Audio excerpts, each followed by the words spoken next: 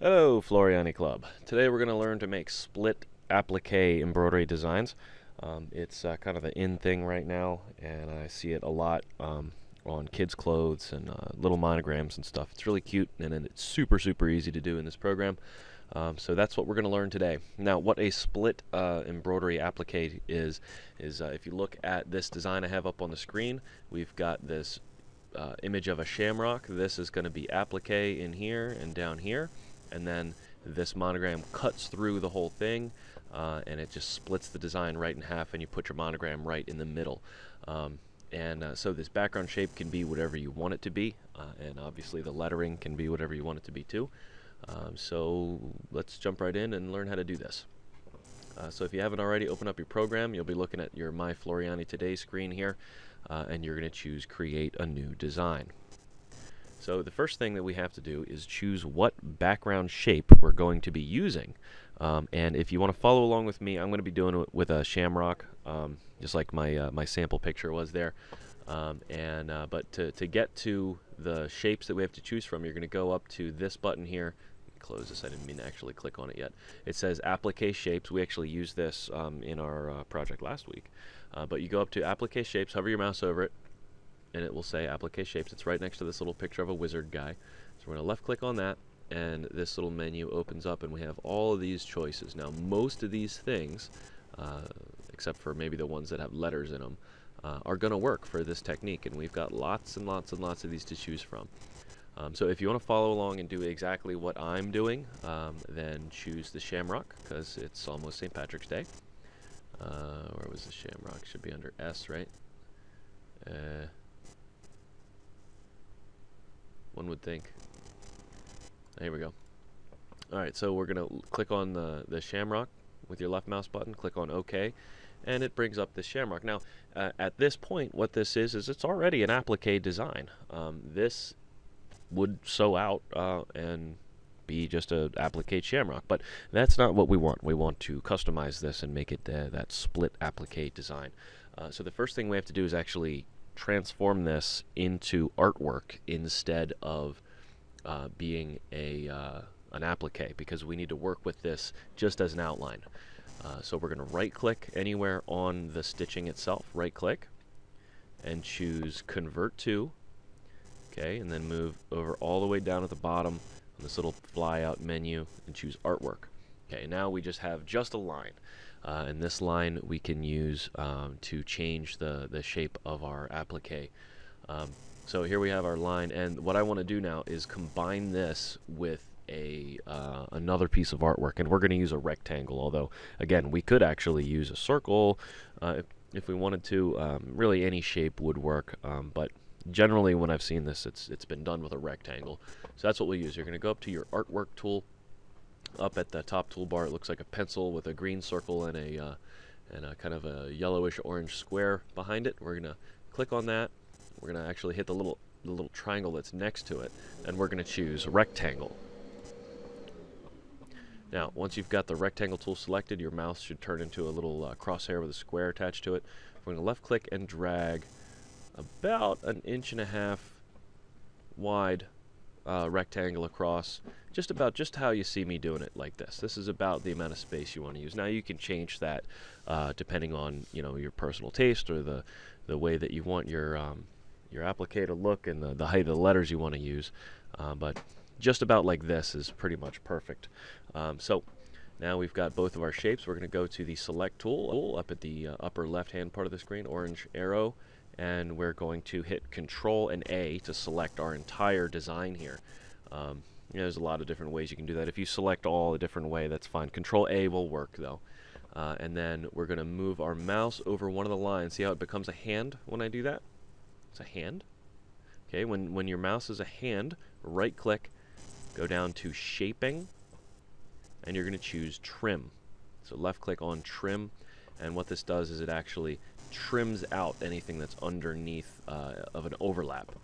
Okay, so now we've got our rectangle shape here, and we've got our shamrock shape behind it.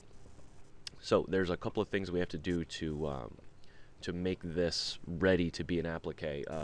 we need to get rid of these lines here and here, so that instead of a rectangle, we just have a line of satin stitch and a line of satin stitch when we turn this into an applique. This shape back here, the shamrock, I'm going to left click on it and move it. We want to get rid of this line, and we want to get rid of this line. So to do that, we're going to use some of our artwork tools. The first one we're going to use is the shape tool. I'm going to left click on shape over here. It's the third tool down on your left hand toolbar, and when you left click on that, you can see the points that make up your design. Oh, you know what? I messed up the order. We're going to go back to select here. Sorry about that, guys. We actually need to break this design apart so that we're not working with two pieces, or with one piece. We want to have this two pieces. So you're actually going to go back and right click on it and choose break apart. Now that's, you move your mouse over one of the lines. When it becomes a hand, this is with only the shamrock selected. Right click on it, choose break apart. Alright, so now we've got the top half selected. We're going to go back to that shape tool. We get our points here and here. See these little blue dots? Those are called points. So if I say points, that's what I mean. And what you're going to do is we're going to split these two off from the rest of it. You're going to right click on this point right here and choose split line. And then we're going to go to the other point, right click, choose split line.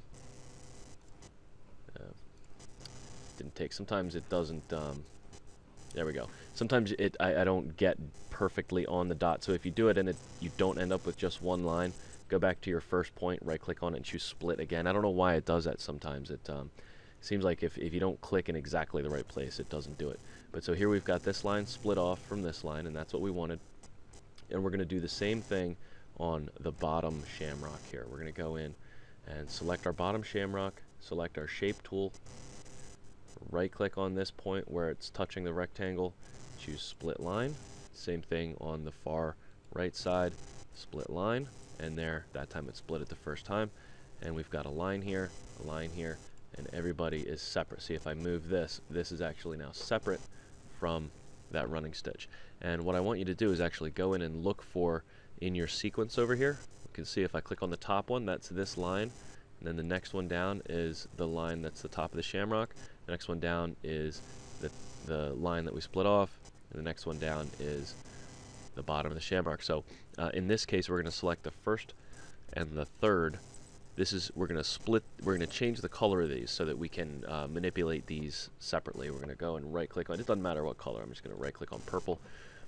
So that way we know which ones these are, and we can work with them separately. We don't have to try to figure out which one is which.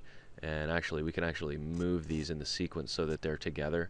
See, if I just left click and drag, it was above the other one like this. I left click and drag it and drop it right on top of the other purple one, and then they're in the same spot in the sequence now. Anyway, that's going to be important later, but we're going to get back to that. The next thing we need to do is select our rectangle and split off the side pieces.